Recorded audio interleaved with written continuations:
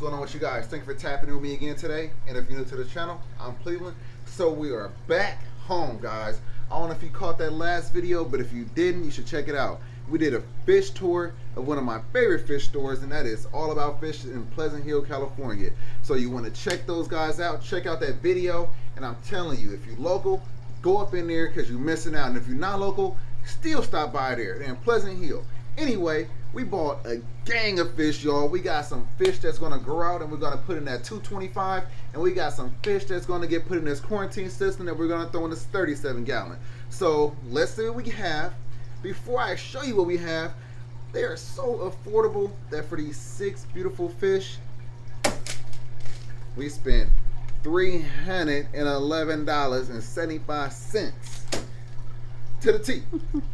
And I feel like that we won on that. You know, we've been talking about some of these fish for so long. My girl been wanting these fish, and now we got them. So let me show you what we have before we go ahead and get these guys acclimated and put into these quarantine systems.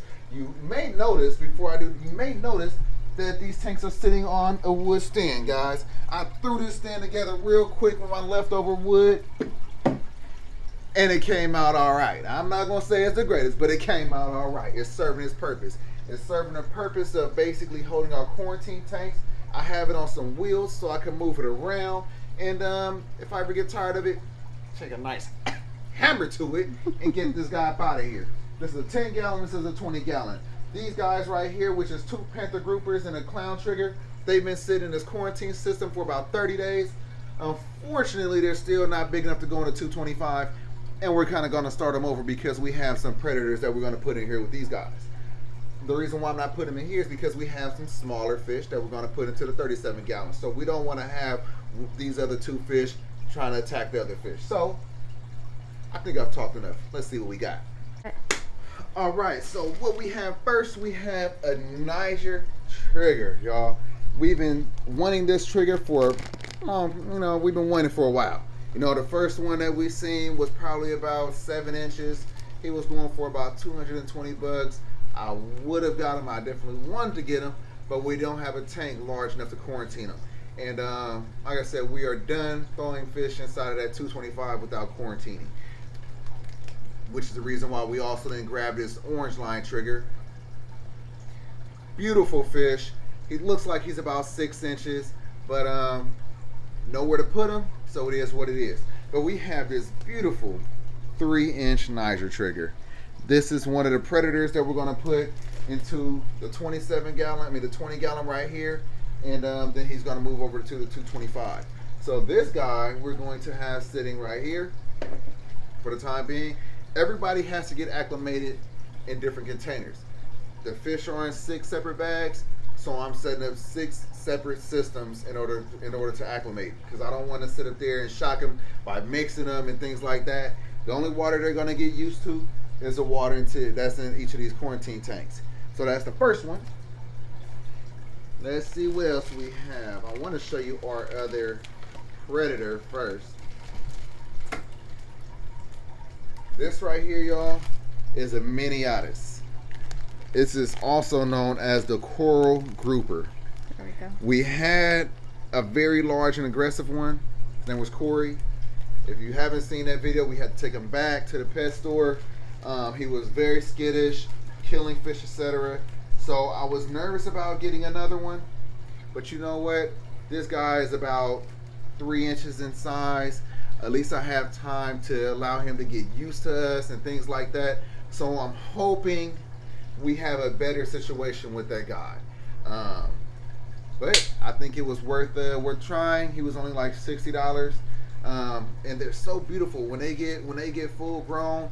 You know, they're bright red with these blue dots. So a beautiful fish. And I was talking about how I wanted a red fish. So we finally got that red fish, y'all.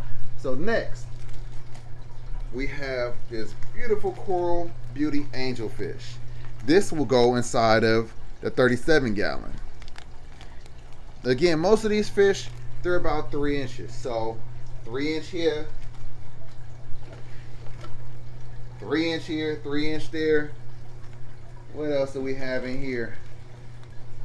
Next up, we have a lawnmower blenny right here. This guy is going to go into the 37 gallon after he gets out of quarantine.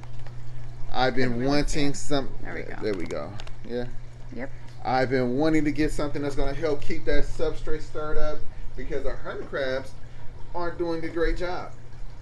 So we have this lawnmower fish right here. All right, next up. And this is the hippo tank. Yay. Most of you may know this guy as Dory. We've been wanting another one of these guys for quite a while.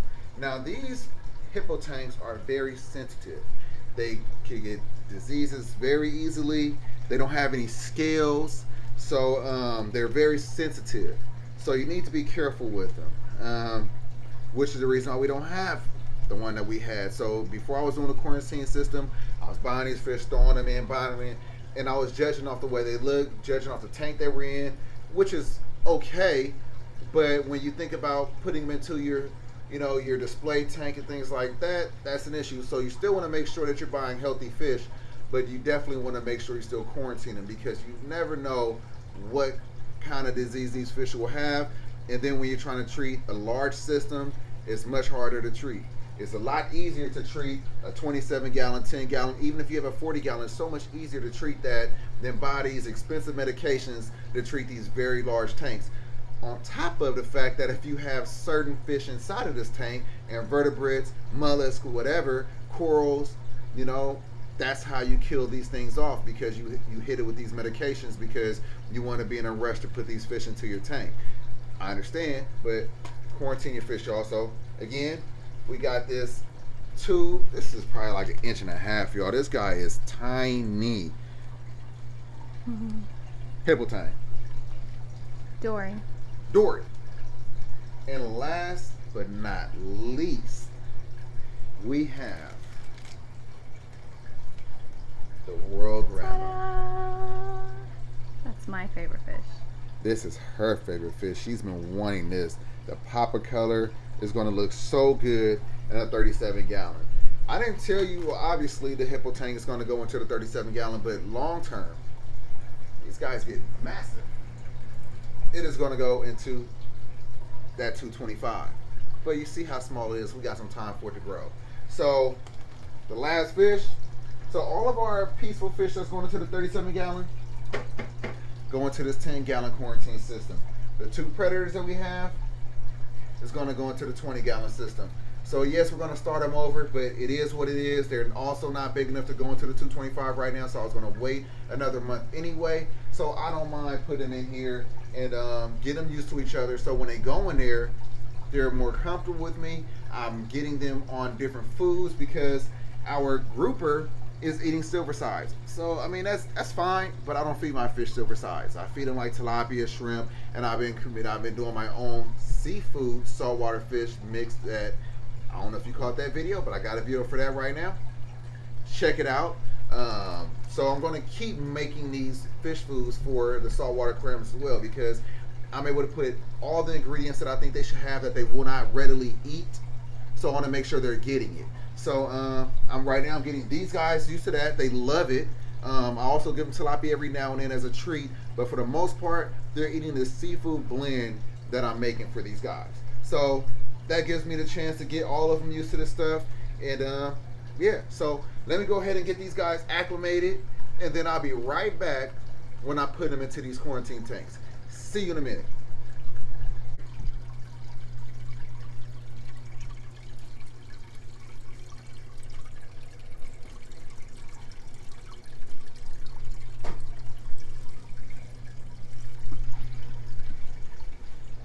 All right, guys, so we are back. We have all the fish done acclimating. All the water has doubled in water volume. You can tell from how much water has come up out of these 2 tanks right here. So let me go ahead and get these guys into the tank. I'll run a montage for you, and then you could go ahead and get on with your day. So let me take this out.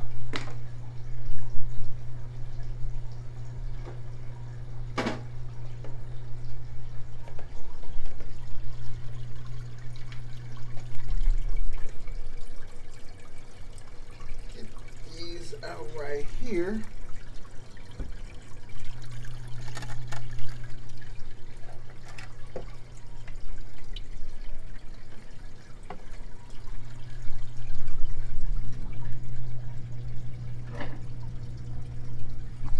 So should we start with the tank up top, or should we go down to the one below? What you think? Top to bottom. Top tank first.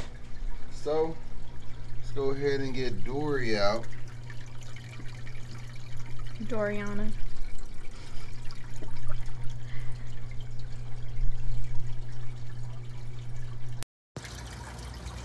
Come on now. There we go. Let's go ahead and get the little lawnmower blini. Okay. Gonna be a little difficult. Come on. Come on now. Let's go. Come on.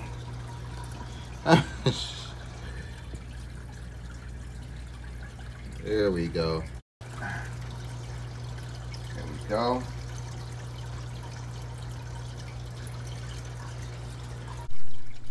Oh, you're jumping though. Oh. So pretty. And then lastly, we have the overall beauty. Come on now, you're going the wrong way. There we go. All right. So that's this tank right here. I will need to top it back off because a lot of the water's gone now. Water's dispersed throughout these little bowls and containers. So now let's get this Niger trigger.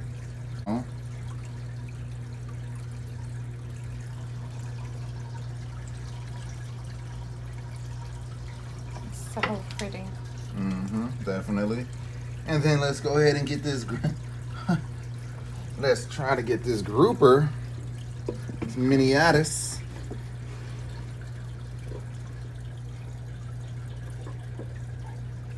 Thank you for being so easy to grab. Got it. Appreciate you.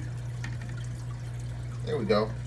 Beautiful. Oh my goodness. Definitely, baby. All right, so let me go ahead and move this all out the way, and then we're gonna run a little montage for you guys.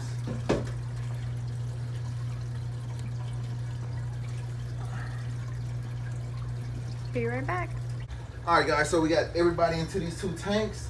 The tank is looking a little cloudy because I just added in these 2 pieces of PVC to help the fish hide and feel a little more comfortable.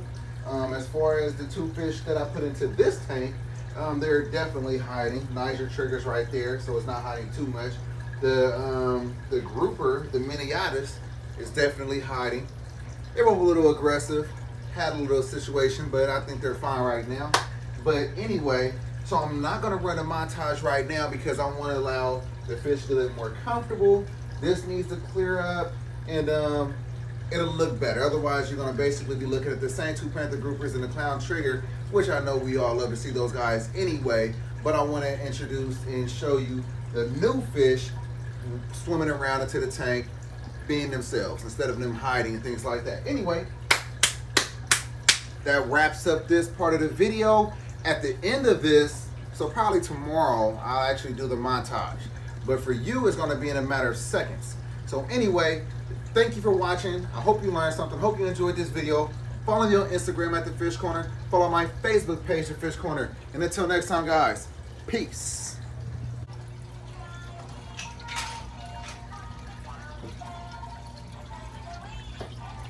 All right, so if you'll notice, we're missing 1 fish, and that's because of this this hippo tang, believe it or not.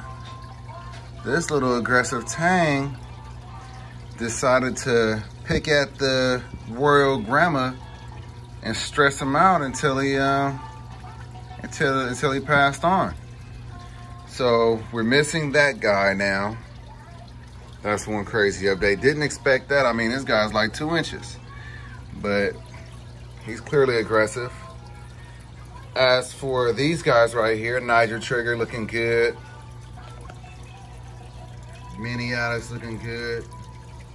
And yes, I left the tank this way because I want to make sure that I'm growing algae on the decor in there. Well, the decor is really just some, you know, a skull cave and some PVC pipes. So I just want to make sure that I'm growing some algae on that. It's not like you seeing white PVC pipe in this tank. Looks very natural anyway. So go ahead and let it collect a little bit of coralline algae. But anyway, everybody in here doing great. I cannot wait. And his eye looks a little cloudy on the other side because when we first put him into this tank, him and our Miniatis got into it, and the Miniatis like bit his face. So this is the whole part of the quarantine process anyway. So I've been treating him. I've been treating him with some of this Copper Safe, and then also I've put some Melafix in there to help assist with healing his eye. But they all eat very well. They're happy. So just a little update.